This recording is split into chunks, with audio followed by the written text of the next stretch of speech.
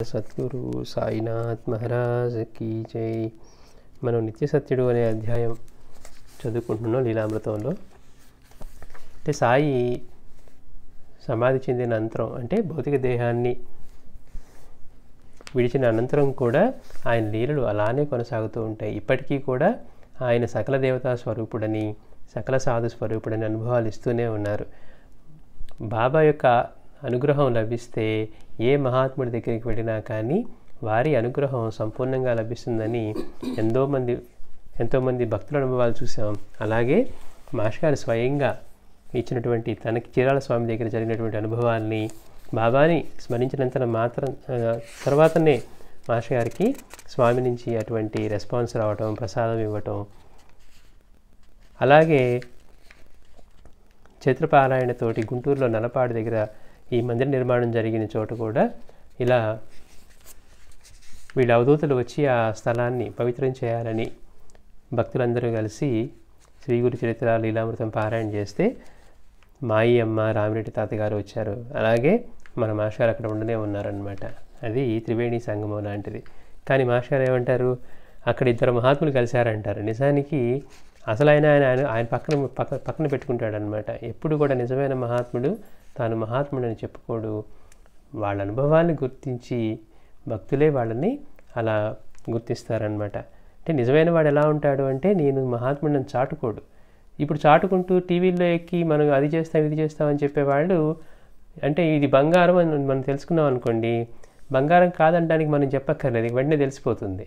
నిజమైన మహాత్ముడు ఎంత గుప్తంగా ఉన్నాడు, ఎంత నిరాడంబరంగా ఉన్నాడు, ఎంతటి సర్వసమర్థుడై ఉన్నాడు, ఎటువంటి ఖ్యాతిని ఎటువంటి కీర్తిని ఆశించకుండా తన భక్తుల రక్షణ మాత్రమే తాను కట్టుబడి ఉండి ఎక్కడ ఉన్న ఆపదలు ఎలా ఆదుకుంటూ ఉన్నాడు అనే విషయాలను మనం గుర్తిస్తే ఇక ఇప్పుడున్న వాళ్ళు ఎవరిని చూసినా అబ్బాయి ఇది అలా లేదే అనిపిస్తుంది అనమాట. అంటే మనం నిజమైన మహాత్ముడు ఎలా ఉంటారో తెలుసుకుంటే చిత్రపారాయణలు చేసి, ఒక మాస్టర్ గారు కానివ్వండి, బాబా కానివ్వండి, దత్తస్వామి ఎలా ఉన్నారు, అలాగే మాస్టర్ గారు పరిచయం చేసిన అవధూతలు ఎలా ఉన్నారు, చీరాల స్వామి కానీ ఇవాళ మనకి మాయ చేయడానికే వచ్చినటువంటి వాళ్ళు కేవలం బాబా పేరు చెప్పి కానివ్వండి, లేకపోతే వేరే పేర్లతో కానివ్వండి మోసం చేసేవాళ్ళు ఎంత కపటంగా ఉన్నారు అనేది మనకి తెలుస్తుంది. బంగారం ఎలా ఉంటుందో తెలిస్తే పక్కన ఇది వేరే చూపించి ఇది బంగారం ఉన్నారనుకోండి, లేదండి బంగారం ఎలా ఉంటుందో మాకు తెలుసు అని చెప్పగలం. అలా సాయి యొక్క ఆచరణ, ఆయన ఎలాంటి మహోన్నతమైన జీవితం. ఎవరూ లేనప్పుడు భిక్ష చేసుకున్నారు, అందరూ వచ్చి కోటీశ్వరులంతా ఆయన కాళ్ళ దగ్గర ఉన్న అలాంటి భిక్ష చేసుకుంటూ ఉన్నారు. తన ఆరోగ్యం బాగోకుండా ఉన్నప్పటికీ కూడా భిక్షకు వెళ్ళేవారు. తనకి నడవలేనప్పుడు, నీరసంగా ఉన్నప్పుడు ఎవరన్నా తోడు తీసుకొని వెళ్ళి వాళ్ళని పట్టుకొని వెళ్ళేవారు. ఎవరైనా అటువంటి అంత ఇదిగా మనం పాటించగలిగిన వాళ్ళని చూస్తామా? అంటే ప్రతి ఒక్క విషయంలో కూడా మనకి ఆయన ఎంత అబ్సల్యూట్ పర్ఫెక్ట్ అనమాట. ఇక మనం ఏదన్నా పోల్చుకోవాలంటే బాబా వైపు చూస్తే అలా ఉన్నారా వీళ్ళు, ఇలా లేరే అని మనకు అక్కడే తెలిసిపోతుంది అనమాట. అయ్యో ఈయనకి శక్తి ఉంటుందేమో ఇలా అనుకోవడానికి మనకు ఆస్కారమే లేదు. అంతటా ఉన్నవాడు ఎలా ఉన్నాడు అనేది మనకి తెలియజేస్తూనే ఉన్నారనమాట. అంటే ఆయన ఆచరణే మనందరికీ కూడా అటువంటి విషయాల్ని తెలియజేస్తాయి. అట్లా మహనీయుల యొక్క ఆశీస్సులు మనకి, మన గురువు యొక్క ఆశీస్సులు, బాబా యొక్క ఆశీస్సులు ఉంటే సంపూర్ణంగా లభిస్తాయని మనం గత వారం వివిధ మహాత్ముల దగ్గరికి వెళ్ళినటువంటి వారిని, రంగారావు గారి అనుభవాన్ని, రామిరెడ్డి తాతగారి దగ్గరికి వెళ్ళినప్పుడు, అలాగే కంచి పెద్దస్వామి వారి దగ్గరికి వెళ్ళినప్పుడు కూడా అక్కడ చూడటానికి జనం, అంటే చూడటానికి కూడా ఇబ్బంది కలిగేంతగా జనం ఉంటే అయినప్పటికీ కూడా ఈయన అక్కడ కూర్చొని మనసులో సాయిని స్మరిస్తూ ఉంటే స్వామి వచ్చి ఆయన్ని ఆశీర్వదించి వెళ్ళారు. ఇదంతా కూడా రంగారావు గారికి ఆయన అంటున్నారు, బాబా చరిత్ర పారాయణ వల్ల ఇవి కలిగాయి అని. అంటే మనం చరిత్ర పారాయణ చేస్తే మహాత్ముల యొక్క ఆశీస్సులు లభిస్తాయి. అది మనం గుర్తుపెట్టుకోవాల్సింది. మనకి ఆ విషయం తెలియక ఏముందండి చరిత్ర పారాయణే, రోజు చదివే కథలే కదా అనుకుంటున్నాం. కానీ అందులో ఉన్న విషయాన్ని మనం తెలుసుకుంటే, అంటే ఎందుకు బాబా ఇలా చెప్పారు, అందులో కనుక మనం అన్వేషించి చూస్తే వెలలేని ముత్యాలు దొరుకుతాయన్నారు. బోధ అనే వెలలేని ముత్యాలు దొరుకుతాయి. కానీ మనకి అంతటి సామర్థ్యం లేదు. బాబా దీపాలు వెలిగించారు అంతే తెలుసు, గుర్రం తప్పిపోయిన గుర్రాన్ని తెచ్చి వెనక్కిచ్చారు అంతే తెలుసు. కానీ ప్రతి లీలలోనూ ఎంత నిగూఢమైన బోధ, అంటే బాబా ప్రతి పలుకు, ప్రతి చూపు, ప్రతి నవ్వు, ప్రతి మాట, ప్రతి కదలిక కూడా బోధే అన్నారు.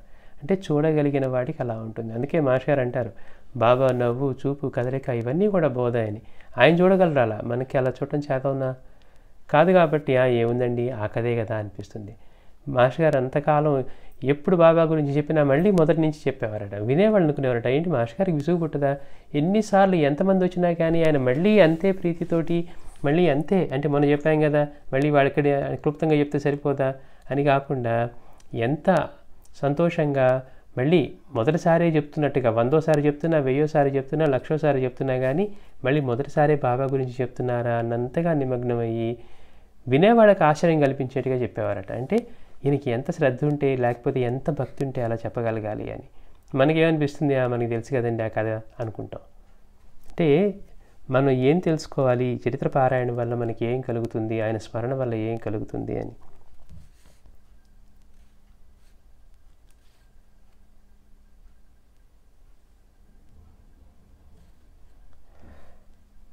డి భాస్కర్ లక్ష్మి ఇలా వ్రాసింది, స్వప్నంలో బాబా దర్శనం ఆశించి శ్రీ సాయిలీలామృతం పారాయణ చేశాను.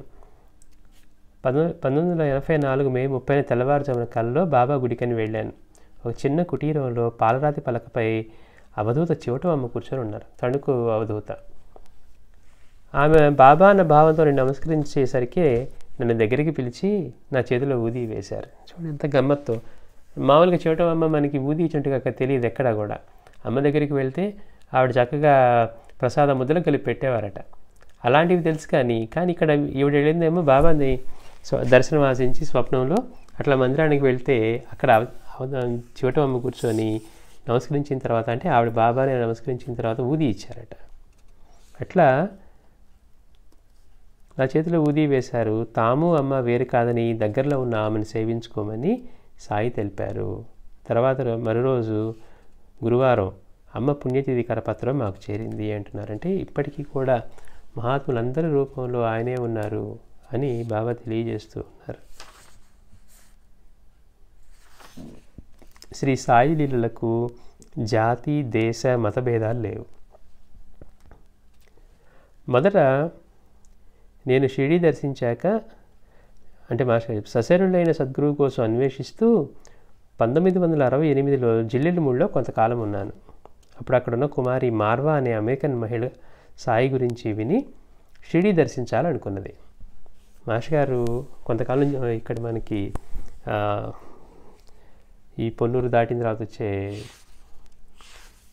జిల్లెలమూడిలో కొంతకాలం ఉన్నప్పుడు, అప్పుడు అమెరికా నుంచి వచ్చినటువంటి మార్వా అనే ఆవిడ అమ్మ ఆశ్రమంలో ఉన్నారట. మాస్టర్ గారితో, అంటే అక్కడ ఉన్న వాళ్ళకి ఇంగ్లీష్ రాకపోవటం వల్ల, అంటే వీళ్ళు వచ్చి అక్కడ ఉన్నారు కానీ వాళ్ళకి ఎవరితోనైనా మాట్లాడాలంటే కష్టం. మరి అది చిన్న పల్లెటూరు లాంటిది, అక్కడ ఇంగ్లీష్ మాట్లాడే వాళ్ళు ఎవరు ఉంటారు. సమయానికి అక్కడ మాస్టర్ గారు ఉండటం వల్ల ఏం కావాలన్నా మాస్టర్ గారికి ఇవ్వడం జరిగేదట. ఆవిడ మాస్టర్ గారేమో వాళ్ళకి చెప్పి, మిగిలిన వాళ్ళకి చెప్పి ఆవిడకి కావాల్సిన సహాయం చేయించేవారట. అప్పుడు మాస్టర్ గారితో పరిచయం ఉండటం వల్ల మాస్టర్ గారి దగ్గరికి వచ్చి మాస్టర్ గారిలో బాబాను చూసి ఆయన గురించి తెలుసుకోవటం, తర్వాత అట్లాంటి, అంటే బాబాని దర్శించుకోవాలని శ్రద్ధ కలిగిందనమాట. అంటే ఆయన గురించి వింటూ ఉంటే మీరు మనిషిని పూజిస్తారే అన్నదానికి మాస్టర్ గారు ఆవిడ సమాధానపరిచి, మరి జీసస్ విషయంలో కూడా ఇలానే అడిగారు కదా అని తనకి అటువంటి వివరాలని చెప్పిన తర్వాత తనకు కూడా ఎప్పుడైనా బాబా దర్శనం చేసుకోవాలి, షిరిడీ వెళ్ళాలనుకున్నదట. అట్లా అక్కడున్న ఈ కుమారి మార్వా అనే అమెరికన్ మహిళ సాయి గురించి విని షిరిడీ దర్శించాలనుకున్నది. కానీ అకస్మాత్తుగా ఆమె తల్లికి జబ్బు చేయడం వలన ఆమె వెంటనే తన దేశానికి బయలుదేరుతూ నాతో బాబాలో శక్తి లేదు, నేను షిరిడీ చూడకుండానే వెళ్ళిపోతున్నాను అన్నది. చూడండి, ఆవిడకి సడన్గా యూఎస్ నుంచి కాల్ వచ్చిందనమాట, వాళ్ళ అమ్మగారికి బాగాలేదు, నువ్వు వెంటనే బయలుదేరి వచ్చేసేయి అని. అప్పుడు మాస్టర్ గారి దగ్గరికి వచ్చి, అక్కడే ఉన్నారు కదా, మాస్టర్ గారి దగ్గరికి వచ్చి, నేను బాబాని దర్శనం చేసుకోవాలనుకున్నాను షిరిడీ వెళ్ళి, కానీ చేసుకోకుండానే వెళ్ళిపోతున్నాను, బాబాలో శక్తి లేదు, నేను షిరిడీ చూడకుండానే వెళ్ళిపోతున్నాను అన్నది. కానీ బొంబాయిలో తుఫాను వలన విమానాల రాకపోకలు 48 గంటలు ఆగిపోయాయి. ఆయన తలుచుకుంటే లీలలకి ఏమన్నా కొదవా, ఈవిడ పాపం బయలుదేరాలని చెప్పి బాంబే వెళ్ళారట. బాంబే వెళ్తే అక్కడ సడన్గా వెదర్ మారిపోయి 48 గంటల సేపు ఈ విమానాలు బయటికి వెళ్ళేది లేదు, అన్ని రాకపోకలు ఆగిపోయాయి. సరే, అప్పుడు ఆవిడకి ఆలోచన వచ్చింది. అప్పుడు ఆమె టాక్సీలో షిరిడీ చేరింది. బాంబే నుంచి కారులో షిరిడి వెళ్ళారట. అంటే మరి 48 అవర్స్ ఎట్లాగూ 2 డేస్ ఫ్లైట్స్ ఏమి వెళ్ళట్లేదని చెప్పిన తర్వాత సరే ఆ టైం అక్కడ ఖాళీగా గడిపే బదులు షిరిడి వెళ్దామని. ఇంతకుముందు ఏమనుకుంది, బాబాలో శక్తి లేదు, నేను షిరిడి దర్శించకుండానే వెళ్తున్నాను అని అనుకుంది. మాస్టర్ గారితో ఆ మాటే అంది. సరే అక్కడ ఎయిర్పోర్ట్ నుంచి ట్యాక్సీ తీసుకొని షిరిడి దర్శించారట. ఆ రోజు విజయదశమి. చూడండి ఎలాంటి రోజు పిలిపించుకున్నారో బాబా మహాసమాధి స్వర్ణోత్సవం వైభవంగా జరుగుతోంది. ఆమె సాయిని దర్శించి అమెరికా చేరి ఇలా వ్రాసింది. ఇంకా అక్కడి నుంచి ఆయన దర్శనం చేసుకొని మళ్ళీ బాంబేకి రాగానే ఒక్కసారిగా మళ్ళీ వాతావరణం మారిపోయిందట. మళ్ళీ విమానాలు వెంటనే స్టార్ట్ అయ్యాయి అని చెప్పి వాళ్ళు అనౌన్స్ చేయడంతో ఆవిడ సంతోషంగా మళ్ళీ ఫ్లైట్ ఎక్కి యూఎస్ వచ్చేసింది. వచ్చిన తర్వాత మాస్టర్ గారికి మళ్ళీ ఒక లెటర్ రాసిందంట. బాబా నాకు డిసెంబర్ 1, 1970న కల్లో కనిపించారు. నాటి నుండి రోజు నాకు క్రీస్తు గురించి బోధిస్తూ ఉన్నాడు. బాబా కనపడి ఆవిడకి స్వప్నంలో ఆవిడ పూజించే క్రీస్తు గురించి బాబా బోధిస్తూ ఉన్నారట. ఎంత అద్భుతమో! ఇప్పటి నుండి ఆయన నాకు బాబా క్రీస్తు, ఇట్లు సోదరి మార్వా అంటున్నారు.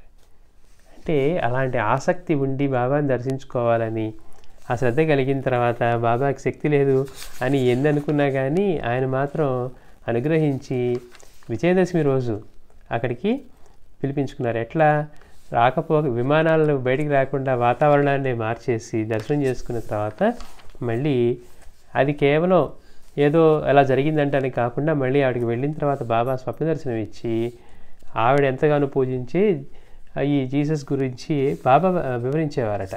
బైబిల్లోని ఇవి తీసుకోవటం, ఆయన వివరించటం అని మాస్టర్ గారికి మళ్ళీ ఎంత అద్భుతమో! అప్పటి నుండి ఆయన నాకు బాబా క్రీస్తు, ఇట్లు సోదరి మార్వా అని చెప్పి మాస్టర్ గారికి లేఖ రాశారట. అందుకే మాస్టర్ అన్నారు, జాతి, దేశ, మతం అనే ఇట్లాంటి భేదాలు ఏమీ లేవు ఆయన యొక్క లీలలకి. ఎక్కడ ఉన్నా వాళ్ళు అమెరికన్నా ఆయన్ని పూజించారా ఇలాంటివి ఏమీ లేదు. మనకి ఆయన దగ్గరికి వచ్చే వాళ్ళందరిలో ఎప్పుడూ కూడా అలాంటి తారతమ్యాలు చూసేవారు కాదు. ఆయన్ని గౌరవించేవారా, తృణీకరించేవారా, వీడు ఏ మతస్థుడు, ఏ దేశస్థుడు అని.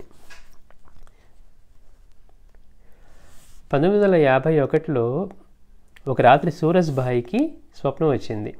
ఆమె భర్త శవాన్ని శ్మశానానికి తీసుకుపోతూ ఉంటే ఆమె శోకిస్తూ ఉంది.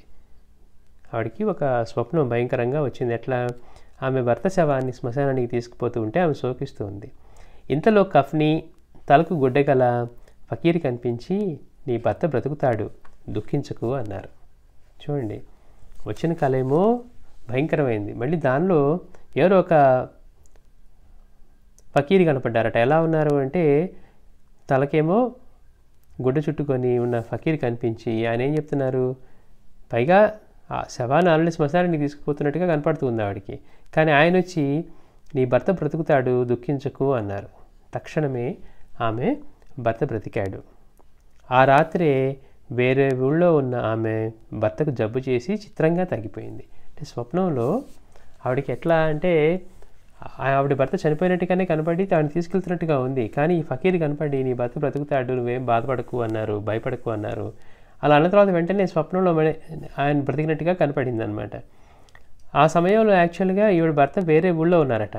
అప్పుడు ఆయనకి జబ్బు చేసి చిత్రంగా తగ్గిపోయింది. అంటే బాబా ఎప్పుడైతే ఈ స్వప్న దర్శనం ఇచ్చి ఇలా చెప్పారో అప్పుడే ఆయనకి ఆ జబ్బు తగ్గిపోయింది. అతనిని కాపాడిన ఫకీర్ ఎవరా అని ఆమె ఆశ్చర్యపడింది. సూరజ్భాయికి ఆయన ఎవరో తెలియదు, ఆ ఫకీర్ ఎవరు కనపడింది అని. ఆయన ఎవరై ఉంటారా అని ఆలోచిస్తుంది. పైగా ఆవిడేంటి, ఈ సూరజ్భాయి జైన్ అనమాట, జైన్ మతానికి చెందిన ఆవిడ. తమ జైన మతంలో అలాంటి వారు ఎవరూ లేరు. అయితే ఒక మిత్రుడు సాయిపటం చూపినప్పుడు ఆ ఫకీరు ఆయనేనని గుర్తించింది. చూడండి బాబా యొక్క అనుగ్రహం ఎలా ఉంటుందో. ఆయన ఎవరో కూడా తెలియదు, కానీ ఆయన రక్షించి ఇక్కడ తన భర్తకి మళ్ళీ కొత్త జీవితాన్ని ఇచ్చారనమాట. ఈవిడ ఎవరై ఉంటారా, ఆయన మా మతంలో ఎవరు లేరే ఇలాంటి వారు అని అనుకుంటే ఎవరో ఫ్రెండ్ బాబా పటం చూపించారట. చూపిస్తే ఆ కనపడిన ఫకీర్ ఆయనేనని గుర్తించింది. సాటి మతస్థుల విమర్శలు కూడా లెక్క చేయక పూజించసాగింది.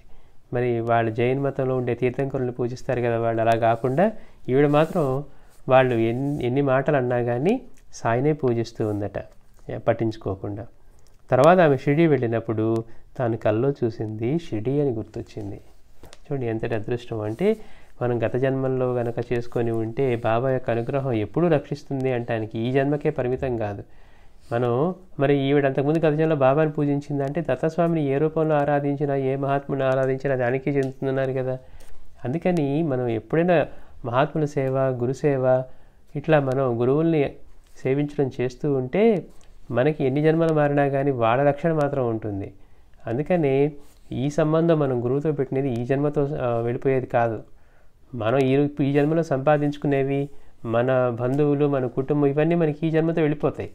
కానీ గురువుతో పెట్టుకునే సంబంధం మనకి ఎప్పుడూ ఉంటుంది. మనం దేనికి ప్రాధాన్యతనివ్వాలి, అయ్యో నేను వాళ్ళకి టైం ఇవ్వడం కోసం నేను పారాయణ చేసుకోలేకపోతున్నాను అనే మాట మనం మాట్లాడగలిగామంటే శాశ్వతం కాని వాటి కోసము, ఇలాంటి వాటి కోసం మనం పడే తపన మనమే ఆలోచించుకోవాలన్నమాట. అంటే రోజు మొత్తంలో గంట సేపు అయినా మనకి శ్రేయస్సుని చేకూర్చేది, మనం మళ్ళీ మన జీవితాల్లో గురువుతో మనకి సంబంధాన్ని పెంచేది, ఎక్కడున్నా ఆయన రక్షణలు వింపజేసే దాని పట్ల కనుక మనకి శ్రద్ధ లేకపోతే మన యందే మనకి శ్రద్ధ లేనట్లు అంటారు మాస్టర్ గారు.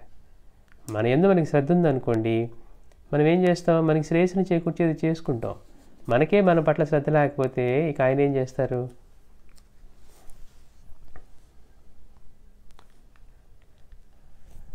శ్రీమతి ఆర్ ఫెర్నాండెస్ అనే క్రైస్తవ మహిళ, వీరబ్బాయి ఆంథోనీకి స్నానం చేసినప్పుడల్లా జ్వరం వచ్చేది. డాక్టర్ ఎక్స్రే చూసి అతని ఊపిరితిత్తుల్లో మచ్చ ఉందని చెప్పి 15 రోజులు మందిచ్చినా కానీ తగ్గలేదు.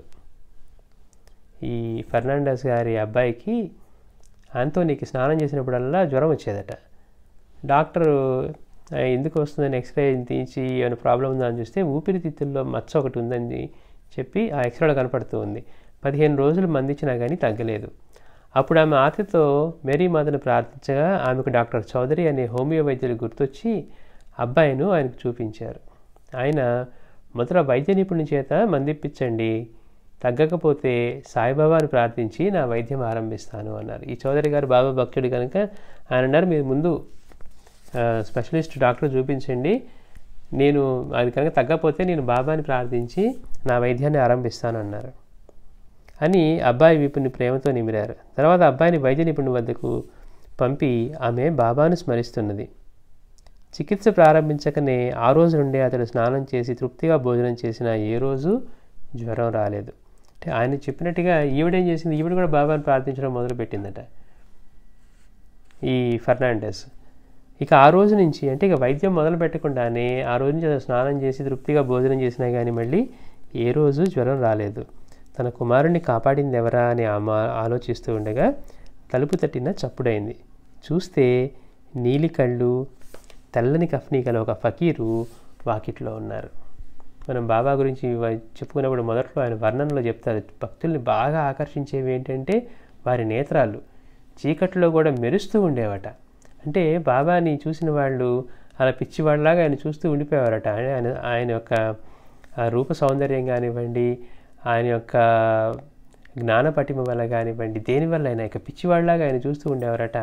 అంత ఆకర్షితులుగా ఉంటారు. అంటే దైవం ఎప్పుడు అవతరించినా కానీ ఆయన రూపం ఎంతో విలక్షణంగా ఉంటుంది అంటారు. అట్లా మరి ఆయన ఏమన్నా మహారాజా అన్ని దుస్తులు ధరించి వైభవంగా కూర్చొని ఉన్నాడా అంటే చిరిగిపోయిన కఫ్నీ వేసుకొని ఒక గోనెగుడ్డ మీద కూర్చొని గోడ అనుకోకుండా ఏ సింహాసనంలాగా కుర్చీ కూడా లేకుండా కూర్చున్నా కానీ చూసేవారికి ఒక్కసారి ఆయన చూపు ఆయన మీద పడితే, బాబా కూడా ఆయన గురువు ఎలా ఉన్న స్థితిలో ఉంటే ఆయన మించి దృష్టి తప్పించుకోలేకపోయారు. అలాగే ఇక్కడ కూడా బాబాను చూస్తూ ఉంటే అంత ఇదిగా పిచ్చివాళ్ళ చూస్తారు. ఏంట్రా అంత పిచ్చివాళ్ళ చూస్తావు అనేవారట.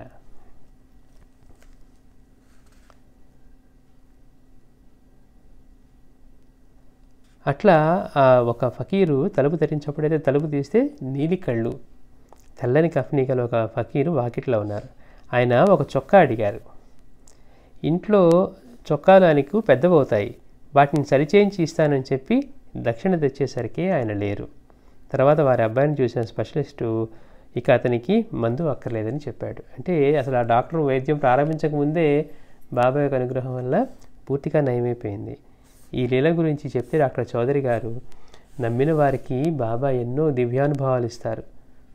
ఒక ఏకాదశి నాడు ఒక ఫకీర్ వచ్చి నా వద్ద 25 పైసలు దక్షిణ తీసుకుని వెళ్ళగానే వారు సాయిబాబా లా ఉన్నారు అని గుర్తొచ్చి మళ్ళీ చూడాలని ఎంత వెతికినా కనిపించలేదు అన్నారు. అంటే నమ్మిన వారికి బాబా ఎన్నో దివ్యమైనటువంటి అనుభవాలు ఇస్తారు. ఒక ఏకాదశి రోజు ఒక ఫకీర్ వచ్చి ఈయన దగ్గర 25 పైసలు దక్షిణ తీసుకున్నారట. అప్పుడు అనిపించాలి, ఆయన వెళ్ళిపోయిన తర్వాత అయ్యో ఆయన అచ్చం సాయిబాబాలానే ఉన్నారే, ఆయన మళ్ళీ చూడాలి అని అనుకుంటే ఎంత వెతికినా కనిపించలేదు అన్నారు.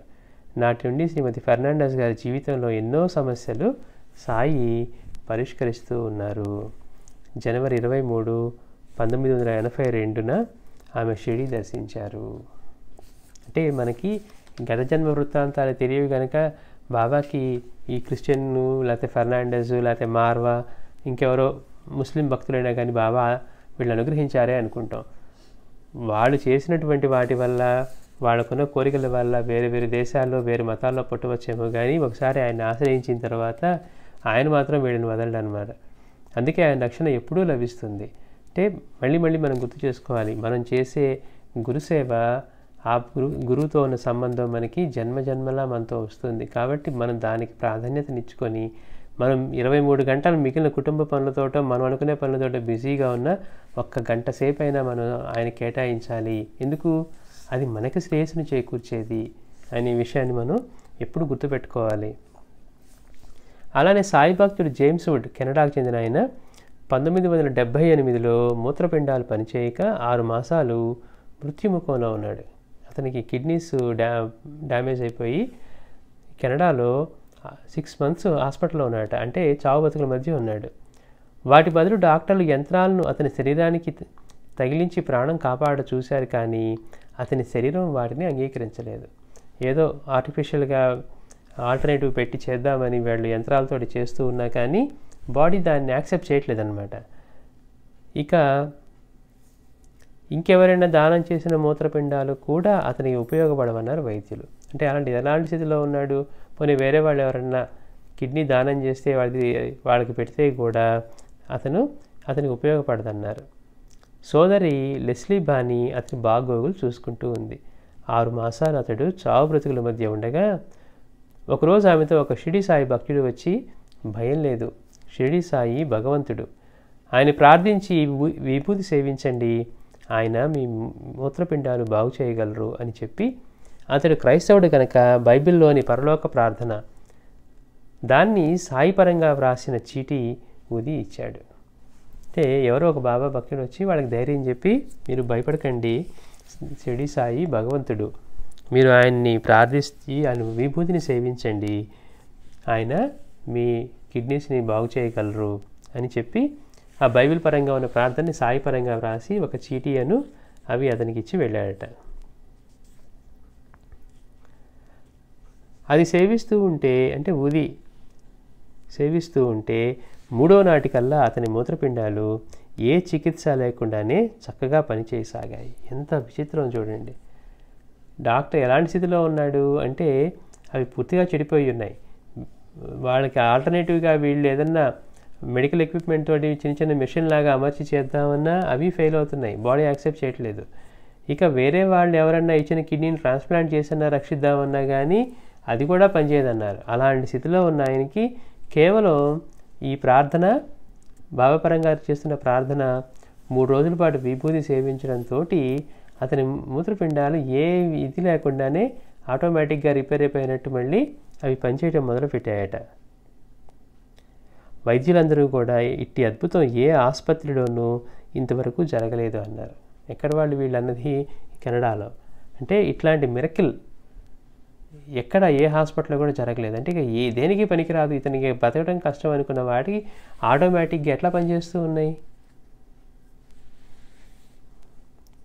అంటే మనం ఆలోచించినా కానీ సృష్టి ఎంత గమ్మత్తుగా ఉంటుంది. భగవంతుడి శక్తి అనేది పుట్టిన బిడ్డకి మొదట్లో అన్ని అవయవాలు ఉండవు, ఒక్కోటి డెవలప్ అవుతూ ఉంటుంది. వాడు ఎంతవరకు ఎదగాలి, వాడిలో లోపల ఎన్ని అవయవాలు ఏర్పడాలి, అసలు ఎంత ఆశ్చర్యంగా ఉంటుందో. అంతే సైజు పెరగాలి. కిడ్నీ ఒకటి పెద్దదిగా పెరిగిపోయింది అనుకోండి, లోపల ఎలా ఉంటుంది. మనకి ప్రతి ఒక్క విషయం కూడా బిడ్డ పుట్టాడు, వాడు పెరుగుతాడు, ఇంతవరకే అంటే సర్వసాధారణం. కానీ వాడిలో జరిగే మార్పు భగవంతుడి ఒకసారి ఆయన అద్భుత సృష్టి ఆలోచిస్తే, అవును కరెక్ట్గా లోపల ఇంత పరిమాణంలోనే పెరగాలి, గుండెలానే పెరగాలని ఎవరు చూస్తూ ఉన్నారు? కొలతలేసి ఎవరు చేస్తూ ఉన్నారు? మనిషి ఇంత అయిన తర్వాత, పెరిగిన తర్వాత, ఒక వయసు వచ్చిన తర్వాత మళ్ళీ పెరగకుండా ఉండటం ఏంటి? అది ఎలా ఆగిపోతుంది? ఇంకా మనం పెరగమని మనకు తెలుస్తుంది కొంత వయసు అయిన తర్వాత. వాడు పొడవు అయ్యాడు అక్కడ ఒక చోట ఆగిపోతాడు. అంటే అత్యద్భుతమైన ప్రతి విషయాన్ని కూడా మనం గమనించలేని స్థితిలో ఉంటాం అనమాట. పుట్టాడు, పెరుగుతాడు, ఆగుతాడు అంతే అనుకుంటూ ఉన్నాం.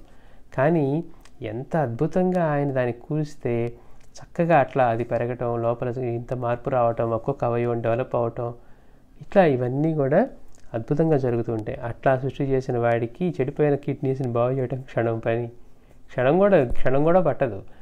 అంటే ఆయన యొక్క శక్తి సామర్థ్యాలు అపారం అనే విషయాన్ని మనం స్మరించడం కోసం చెప్తున్నాం. సాధ్యమేనా చెడిపోయిన కిడ్నీల్ని? అసలు మొదటి స్థానంలో కిడ్నీలు అంత అద్భుతంగా డిజైన్ చేసిన వాడు దాన్ని ఎలా చేయాలో తెలియకుండా ఎలా ఉంటాడు? అంటే ప్రతి ఒక్కటి కూడా నిజంగా వండరే. సృష్టిలో అసలు వండర్ కాని విషయమే లేదు. ఏది చూసినా వండరే. కానీ ఈరోజు మనకి మాత్రం ఈ వండర్స్ ఏమీ కనబడకుండా జీవితం అంతా బోర్గాను, ఇంకా మనం సెటిల్ అవ్వలేదను, ఇంకా ఐకొనలేదను, మన పిల్లలు ఎదగలేదను, లేకపోతే ఇంకోటి ఏదో ఒకటి ఒక కారణాన్ని వెతుక్కొని మన జీవితాన్ని ఎప్పుడూ కూడా చూడాల్సిన దానిలో ఎక్సైట్మెంట్ లేకుండా కేవలం అంత ప్యాసివ్గా, డల్గా అన్నీ కోల్పోయిన వాళ్ళ జీవిస్తూ ఉంటాం. అంటే ఎందుకని? ఏం జరగబోతుందనే భయంతో, అప్పుడు ఎలా ఉండబోతుందనే యాంగ్జైటీతోటి. కానీ మన పక్కన జరిగే ప్రతి ఒక్కదాన్ని గమనిస్తూ ఉంటే భగవంతుడి యొక్క మిరకిల్ కనపడుతూనే ఉంటుంది. మరి మిరకిల్ కాకపోతే ఈ బిడ్డ పెరగటం అనేది చూస్తేనే మనకు ఆశ్చర్యం వేస్తుంది అనమాట. ఎట్లా పెరుగుతుంది, ఎలా వాళ్ళు గ్రహించే విషయం, మనం చెప్పే విషయం వాళ్ళు ఎలా గ్రహిస్తున్నారు, వాళ్ళకి అర్థం అవటం అంటే ఏంటి అంటే ప్రతి ఒక్క చిన్న విషయం కూడా. అట్లా ఇక్కడ బాబాని ప్రార్థించినంత మాత్రాన్ని ఇక దేనికి పనికిరావనుకున్నటువంటి కిడ్నీస్ వాటంతా అవే పనిచేస్తూ ఉన్నాయట. అట్లా ఆ డాక్టర్లు అందరూ ఆశ్చర్యపోయి ఇలాంటి మిరకల్ ఇంతవరకు ఏ హాస్పిటల్లోనూ జరగలేదు అని చెప్పి వాళ్ళు కూడా ఆశ్చర్యపోయారు. నాటి రాత్రి కలలో అతనికి సాయి కనిపించి, ఎవరికి? ఆ జేమ్స్ వుడ్కి, కెనడా చెందిన అతన్ని.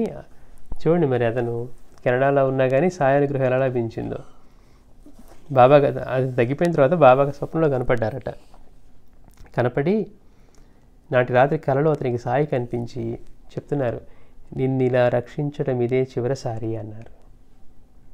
మరుక్షణమే రాతి మీద కూర్చున్న సాయి ప్రక్కనే ఆ సాయి భక్తుడు కనిపించి, ఇక నుండి నీవు ఆయన్నే ఆశ్రయించాలి అన్నాడు. అంటే ఎవరో భక్తుడు వచ్చి చెప్పేళ్ళాడు కదా, మీరు షిరిడి సాయి భగవంతుడు, మీరు ఆయన పరంగా ప్రార్థన చేసి విభూతి సేవించండి అని. ఆ చెప్పిన అతను సాయి పక్కన కనపడ్డాడంటే స్వప్నంలో. సాయి ప్రక్కనే ఆ భక్తుడు కనిపించి, ఇక నుండి నీవు ఈయన్నే ఆశ్రయించాలి అన్నారు. తన మొక్కు చెల్లించుకోవడానికి 1979లో అతడు షిరిడి దర్శించాడు. అంటే ఒక 78లో ఇది జరిగింది, మళ్ళీ 79లో ఆయన వచ్చి బాబాని దర్శించుకున్నాడు షిరిడీలో. అంటే ఎక్కడ కెనడా, ఎక్కడ షిరిడి, అతనికి బాబా గురించి ఏం తెలుసు? అయినా కానీ అతనికి ప్రాణభిక్ష పెట్టి మళ్ళీ ఆ కనపడిన భక్తుడు కూడా స్వప్నంలో బాబా పక్కన ఉన్నారంటే ఎవరినో పంపించారు బాబాని. అట్లా యావజ్జీవితము నాస్తికులుగా ఉన్నవారు కూడా నిజమైన జిజ్ఞాసతో ఆయన వైపు దృష్టి సారిస్తే సాయి సమాధానం ఇస్తూ ఉన్నారు. జీవితం అంతా నాస్తికులుగా ఉన్నా సరే నిజమైన జిజ్ఞాసతో కనుక ఆయన వైపు దృష్టి సారిస్తే వారికి సాయి సమాధానం ఇస్తూ ఉన్నారు. అటువంటి నాస్తిక ప్రముఖులు వెనుకటి తరాలలో గుడిపాటి వెంకటచలం, కె సభ, త్రిపురనేని గోపీచంద్, గోరాగార్లు. వీళ్ళు వెనకటి తరంలో అంటే ఆ కాలంలో ఉన్నటువంటి ప్రముఖ నాస్తికులు. వీళ్ళలో ఈ మొదటి ముగ్గురు ఎవరు? చలం గారు, సభ, త్రిపురనేని గోపీచంద్ తమ దృష్టిని సరైన మహనీయులపై సారించి పరివర్తన చెందారు. వారి దృష్టిని అంటే ఈ మహాత్ముల మీద వాళ్ళ దృష్టి పెట్టి, అంటే ఆయన రమణ భగవాన్ వల్ల, వీళ్ళ వల్ల. గోపీచంద్ 1954లో కర్నూలులో ఉన్నారు. వారి శ్రీమతికి ప్రసవం కష్టమై ప్రమాద స్థితిలో ఆసుపత్రిలో ఉన్నారు.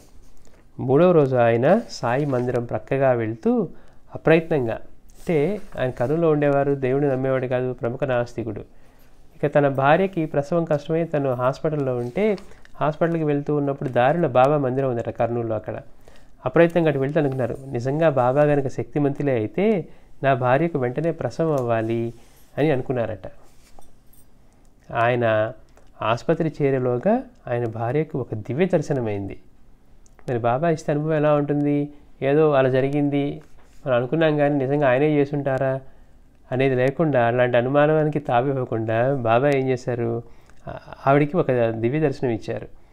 కఫ్ని, తలకు గుడ్డ ధరించిన వృద్ధ ఫకీర్ ఆమె ప్రక్కన కూర్చొని, బిడ్డ భయం లేదు, ప్రసవం అవుతుంది అని చెప్పి నొసట ఊది పెట్టి కొంత నీటిలో త్రాగించారట. చూడండి, అది కనుక జరగలేదనుకోండి, బాబా అలాంటి అనుభవం ఇవ్వకపోతే ఏదో నేను అట్లా అనుకున్నాను కానీ ఆయన చేశారని ఏముంది, మనం అనుకున్నాము అందరికీ జరిగినట్టుగానే కష్టమైనా కానీ డెలివరీ జరిగిపోయింది అనుకుంటాం. కానీ బాబా యొక్క రక్షణ లభించినప్పుడు గ్యారంటీగా మనకి తెలియజేస్తారు. ఇక్కడ మరి మొదటిసారిగా వాళ్ళు ఆయన వైపు చూశారు. అందుకని బాబా అక్కడ స్వప్న దర్శనం ఇచ్చి మళ్ళీ పక్కన కూర్చొని చెప్తున్నారట, బిడ్డ భయం లేదు, ప్రసవం అవుతుంది అని చెప్పి ఆవిడ నొసట ఊది పెట్టి కొంత నీటిలో వేసి త్రాగించారు. తక్షణమే ప్రసవమై ప్రమాదం తప్పింది, బాబు పుట్టాడు. అలా జరిగింది ఆయన ప్రార్థించిన క్షణంలోనేనని తెలిసి గోపీచంద్ తన బిడ్డకు సాయిబాబా అని పేరు పెట్టారు. అంటే అంతటి నాస్తికుడు కూడా సాయిని మనం అనుకుంటూ ఉంటాం, ఎప్పుడు మనకే జరగాలన్నా జరగకపోయినా నువ్వు వింటే అంటూ ఆయన ఉనికినే ప్రశ్నిస్తూ ఉంటాం ప్రతిసారి. ఎన్నిసార్లు ఆయన ఉన్నానని చెప్తూ ఉన్నా కానీ, బాబా నువ్వు ఉంటే నా కష్టం తీరాలి, నువ్వు వింటూ ఉంటే నా కష్టం తీరాలి. మాస్టర్ గారు అంటారు, ఎన్నిసార్లు ఆయన ఉనికిని మనం ప్రశ్నిస్తూ ఉంటాము అని. అలాగే నేను మొదటిసారి ప్రశ్నించారు, బాబా మీరు కనుక శక్తిమంతులైతే నా భార్యకు డెలివరీ అయిపోవాలనుకున్నారు. అనుకున్న సానట్టుగానే బాబా ఏం చేశారు, వెంటనే ఆవిడకి స్వప్న దర్శనం ఇచ్చి ఆవిడ పక్కన కూర్చొని నొసట ఊది పెట్టి నీకేం భయం లేదు, ప్రసవం అవుతుంది అన్నారు. అలానే ఆ తర్వాత ఆవిడకి ఈజీగా డెలివరీ అయిపోయింది, బాబు పుట్టాడు. ఇదంతా కూడా నేను బాబాని ప్రార్థించిన సమయంలోనే జరిగింది కనుక అని చెప్పి అంతటి నాస్తికుడు కూడా తన బిడ్డకి సాయిబాబా అని పేరు పెట్టుకున్నారనమాట. అలానే నాస్తికుడు ప్రముఖ రచయిత కె సభ ఇలా వ్రాశారు, నేను ఆపాద మస్తకము మంటలలో మగ్గుతూ ఉన్నట్లుగా బాధలతో జబ్బుతో మంచంలో ఉన్నప్పుడు శ్రీ సాయి లీలామృతం చదివాను. మధ్యాహ్నం మగతలో శ్రీ సాయి కనిపించి టీ అడిగారు. ఇతను బాగా నాస్తికుడు, కానీ ఎలా ఉందట పరిస్థితి, ఆపాద మస్తకం మంటల్లో మగ్గుతున్నట్లుగా బాధలతో జబ్బుతో మంచంలో ఉన్నప్పుడు శ్రీ సాయి లీలామృతం చదివాను. మధ్యాహ్నం మగతలో శ్రీ సాయి కనిపించి టీ అడిగారు. అంతకాలం ఎప్పుడు మహాత్ముల గురించి దేవుడి గురించి చింతలేనివాడు ఇక బాగా రోగంతో బాధపడుతూ మంచంలో ఉన్నప్పుడు లీలామృతం చదివాడట. చదివిన తర్వాత బాబా కనిపించారట. ఒకరోజు మధ్యాహ్నం కనిపించి స్వప్నంలో టీ అడిగారట. సాయంకాలం 5 గంటలకు నా జబ్బు తగ్గుతుంది అన్నారు. తర్వాత కలలోనే వర్షం వచ్చింది, ఒక పాము వచ్చింది. కొందరు రమణాశ్రమం వైపుకు ఒక శవపేటికి మోసుకుపోతూ ఉన్నారు. నిద్ర లేచాక బాబాలాగా తలగుడ్డ చుట్టుకొని టీ తెప్పించి నేనే త్రాగాను. అడిగిందేమో బాబా, ఇతనేం చేశారు, ఇతను బాబాలాగా కఫ్ని అది తలకి ఇది గుడ్డ కట్టుకొని టీ తెప్పించి నేనే త్రాగాను. వర్షం వచ్చింది, కల్లో వర్షం కనపడట్టుగానే కరెక్ట్గా అలానే వర్షం వచ్చిందట. 5 గంటలకు జబ్బు నయమైంది. బాబా చెప్పారు కదా 5 గంటలకు నా జబ్బు నయమవుతుందని. అలానే 5 గంటలకు జబ్బు నయమైంది. 7 గంటలకి ఒక పాము వచ్చింది. స్వప్నంలో కనపడినటువంటి అన్నీ యాజిటీస్గా జరిగాయి. ఇవన్నీ స్వప్నంలో లాగానే జరిగాయి, కానీ శవపేటిక, సాయి వదిలి వెళ్ళిన తుండుబట్ట మాత్రమే కనిపించలేదు. మీకే సభ, సాయి తమ వ్యాధి తగ్గించి మృత్యువు నుండి రక్షించారని వారి భావం. అంటే శవపేటికి రవణాశ్రమం మోసుకుపోతూ ఉన్నారన్నారు కదా, అది మాత్రం జరగల. బాబా ఇతని కల్లో చెప్పినట్టుగానే అన్నీ జరిగాయి. బాబా యొక్క అనుగ్రహం లభించి ఇతను మృత్యువు నుంచి రక్షించబడ్డారు అని వారి భావం అని తెలియజేస్తున్నారు కే సభ అనే నాస్తికులు. అలానే జాస్తి శేషగిరిరావు 54వ సంవత్సరం వరకు నాస్తికుడు. మిత్రుడు భాస్కర్రావు ఎన్నిసార్లు సాయి గురించి చెప్పినా పెడచవని పెట్టేవాడు. మనం అనుకుంటాం కదా సమయం రాకపోతే ఇలానే ఉంటుంది. అందులో నాస్తికుడు అయిన వాడికి బాబా గురించి అయితే ఏమెక్కుతుంది. మనకు వచ్చిన సమస్య ఏంటంటే నాస్తికులకి ఆస్తికులకి కానీ ఇద్దరు, వీడేమో దేవుడు ఉన్నాడని నమ్ముతాడు, వాడు దేవుడు లేడని నమ్ముతాడు. అంతేగాని ఎవరు కూడా అన్వేషణ చేయరట. ఇప్పుడు మనం కూడా దేవుడిని నమ్ముతున్నామని అంటాం, దేవుడిని నమ్మనవాడు ఏమంటాడు, నేను లేడని నమ్ముతున్నాను. మనం ఉన్నామని నమ్ముతున్నాం.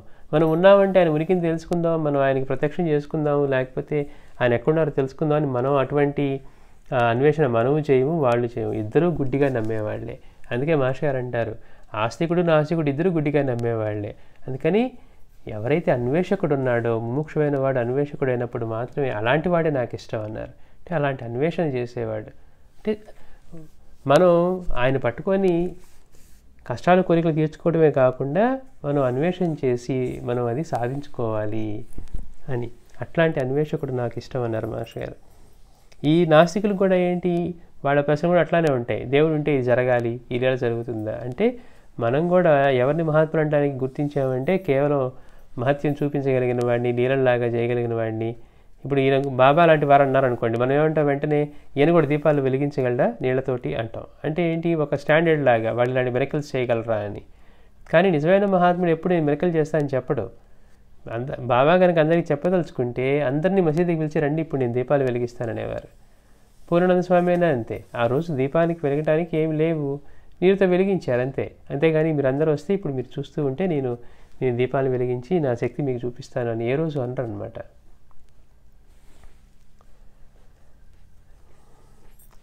ఇతనికి నాస్తికుడు అవడం వల్ల వాళ్ళ మిత్రుడు ఎన్నిసార్లు చెప్పినా కానీ బాబా గురించి చెప్పినా పెడచవని పెట్టేవాడు. ఒకరోజు వారి మరదలు మీరాబాయి చేసే బాబా భజనకు పిలిస్తే వెళ్ళారు. ఒకసారి మాత్రం వాళ్ళ మరదలు మీరాబాయి ఆవిడ చేసే బాబా భజనకు పిలిస్తే వెళ్ళారట. భజన వింటూ సాయిబాబా పటం చూస్తూ ఉంటే కళ్ళు మూతపడి తెరవడం ఆయనకి వల్ల కాలేదు. ఆ భజన వింటూ బాబా పటాన్ని చూస్తూ ఉంటే కళ్ళు మూతలు పడిపోయి అతనికి కళ్ళు తెరవడం కూడా వల్ల కాలేదట. కన్నీరు కారసాగింది. తర్వాత ఒక రాత్రి కలలో తలపాక చుట్టుకున్న పండు ముసలి ఒకరు నులక మంచం మీద పడుకొని ఉన్నారు. ఆయన కాళ్ల వైపుగా వెళ్తున్న శేషగిరిరావుని ఆయన కాలుతో చాచి తన్నారు కల్లో అన్నమాట. క్రిందపడ్డ శేషగిరిరావు పట్టరాని కోపంతో ఆయనను మంచం మీద నుండి లాగి చెంపలు వాయించి క్రింద పడదోసి కాళ్లతో తంతూ ఉన్నారు. ప్రక్కనే ఉన్న మిత్రులు ఒకరు వారించడంతో పశ్చాత్తాపంతో ఆయనను క్షమాపణ వేడారు. అంటే స్వప్నంలో జరుగుతుందన్నమాట ఇదంతా. ఆయన నవ్వి శేషగిరిరావు భుజం మీద చేయి వేసి, నీకు రైలు కూత వినపడడం లేదా అన్నారు.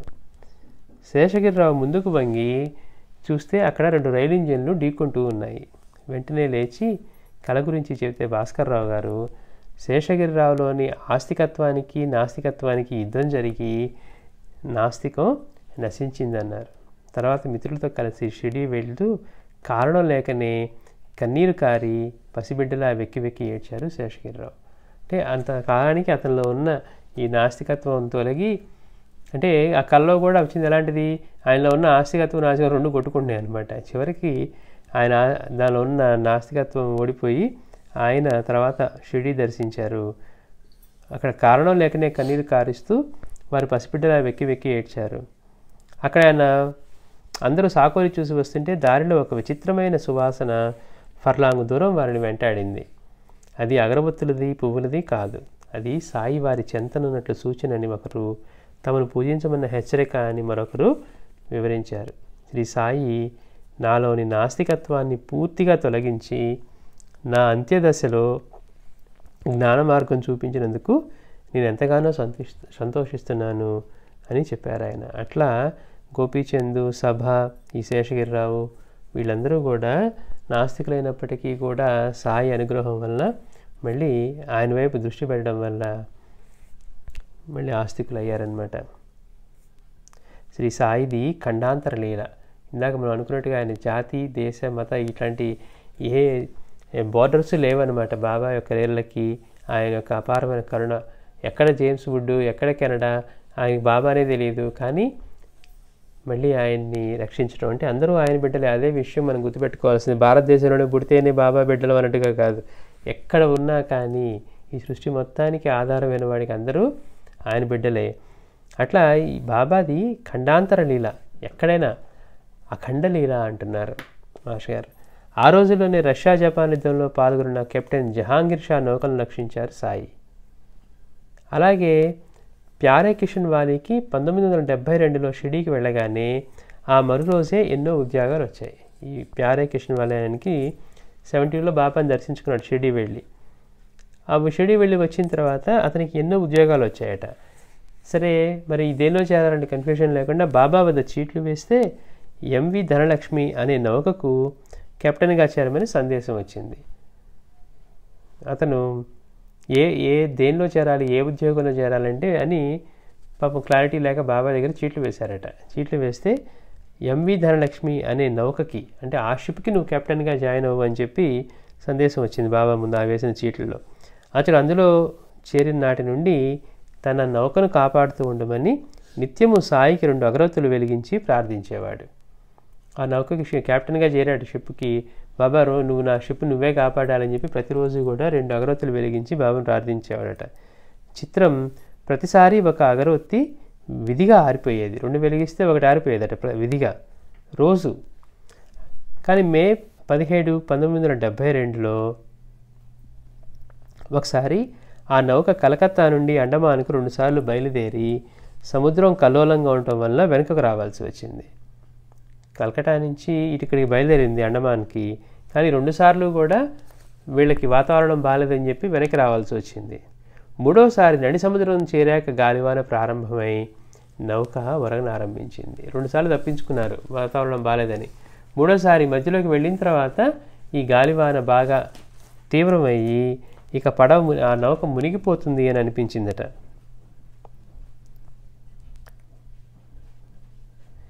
కారణం ఇంజనీర్లకు కూడా అర్థం కాలేదు. ఎంత యత్నించినా నౌకాశ్రయం నుండి సహాయం రాలేదు.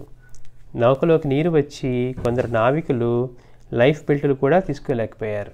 అంటే ఆ తీవ్రమైన పరిస్థితుల్లో వాళ్ళు ఆ లైఫ్ బెల్టులు పెట్టుకొని రక్షించుకోవడానికి తమను కాపాడుకోవడానికి కూడా టైం లేకుండా పోయింది. అవి నీటిలో మునగకుండా కాపాడతాయి. లైఫ్ బెల్ట్ కట్టుకుంటే ఏంటంటే అది మునగకుండా పైన తేలుస్తుంది అనమాట, నీళ్ళలోనే ఉంటారు ఈత రాకపోయినా. చివరకు నౌక మునిగిపోవడం తథ్యమని తెలిసి అందరూ సముద్రంలోకి దూకి సుమారు అర్ధరాత్రి గాఢాంధకారంలో కారు మబ్బుల క్రింద 15 అడుగుల అలల మధ్య తిండి నీరు లేకుండా కొట్టుమిట్లాడారు. ఇలా 30 గంటలు అయ్యాక, అంటే ఒక రోజు కంటే ఎక్కువ వాళ్ళు ఆ నీటిలోనే ఉన్న తర్వాత ఇక అతని శక్తి లోపించి చనిపోవడం తథ్యమని తలచి బాబాను ఆర్తితో ప్రార్థించగానే ఒక పెద్ద దొంగ చేతికి చిక్కింది. అంటే 30 గంటల సేపు మరి ఆ నీళ్ళల్లో వాళ్ళు ఈత కొట్టుకుంటూ బయటికి రావాలని మధ్యలో ఉన్నారు కదా, సముద్రం మధ్యలో. ఇక ఓపిక కూడా అయిపోయింది, ఇక చావు తప్పదు, అయిపోయింది టైం అని చెప్పి ఇక చివరి ఇదిగా బాబాని ప్రార్థించాడు ఈ కిషన్ వాలి. అప్పుడు చివరకు జలకేంద్ర అనే మరొక నౌక అటుగా పోతూ వారందరినీ రక్షించింది. ఆ నీళ్ళలో ఉన్న వాళ్ళందరినీ పైకి లాగారు వాళ్ళు. అంటే ఇంకొక నౌకలో వచ్చి అట్లా కిషన్ వాలి అతన్ని ఆ నౌకలోకి లాగుతున్నప్పుడు అది 20 అడుగుల వరకు పైకి వచ్చి 3 సార్లు నీటిలో జారిపోయి స్పృహ కోల్పోయాడు. పాపం ఇది రక్షిద్దామని ఎంత ప్రయత్నిస్తూ ఉన్నా 20 అడుగులు పైకి వచ్చేవాడట, 3 సార్లు నీటిలోకి జారిపోయి పడిపోయి ఇక స్పృహ కోల్పోయాడు. అంటే 30 గంటల సేపు వాళ్ళ నీళ్ళల్లో ఉండి ఇక వాళ్ళకి శక్తి కోల్పోయి ఇక అతని స్పృహ కోల్పోయాడు. మెలకు వచ్చి చూసేసరికి 103 డిగ్రీల జ్వరం, వంటి నిండా కట్లు ఉన్నాయి. త్వరలోనే కోలుకున్నాడు. నడి సముద్రంలో కూడా సాయికి తన భక్తుని కేక వినిపిస్తుంది. ఇది మనం గుర్తుపెట్టుకోవాల్సింది. మనం ఎక్కడ నుంచి మనం ఆయన ప్రార్థించినా, అది నడి సముద్రం కానివ్వండి, ఇంకొకటి కానివ్వండి, ఎక్కడ ఉన్నా, ఏ ఖండంలో ఉన్నా, ఏ దేశంలో ఉన్నా, ఎందుకని ప్రతి అణువు తానే నిండి ఉన్నవాడు. ఆయన కాకుండా అన్యంగా లేనిదనమాట. రూపంతో షిడిలో కూర్చున్నట్టుగా కనపడినా అంతటా నిండి ఉన్నవాడు, అణువణువు నిండి ఉన్నవాడు. ఏ దేశంలోంచి ప్రార్థించినా, ఏ ఖండంలోంచి ప్రార్థించినా కానీ మన పిలుపు ఆయనకి వినపడుతుంది. మనలో ఉన్నది కూడా ఆయనే. ఆ విషయాన్ని మనం మర్చిపోయి ఆయన అక్కడ ఉన్నారనే అనుకుంటాం అనమాట. అందుకని మాస్టర్ గారు అంటున్నారు, నడి సముద్రంలో కూడా సాయికి తన భక్తుని కేక వినిపిస్తుంది అని. అట్లా ఇది ఖండాంతర లీల, అఖండ లీల అంటున్నారు. శ్రీ సచ్చిదానంద సద్గురు సాయినాథ్ మహారాజ్ కీ జై. మళ్ళీ వచ్చేవారం కొన్ని లీలలు చెప్పుకుందాం. ఇప్పుడు కొంచెంసేపు భజన చేద్దాం.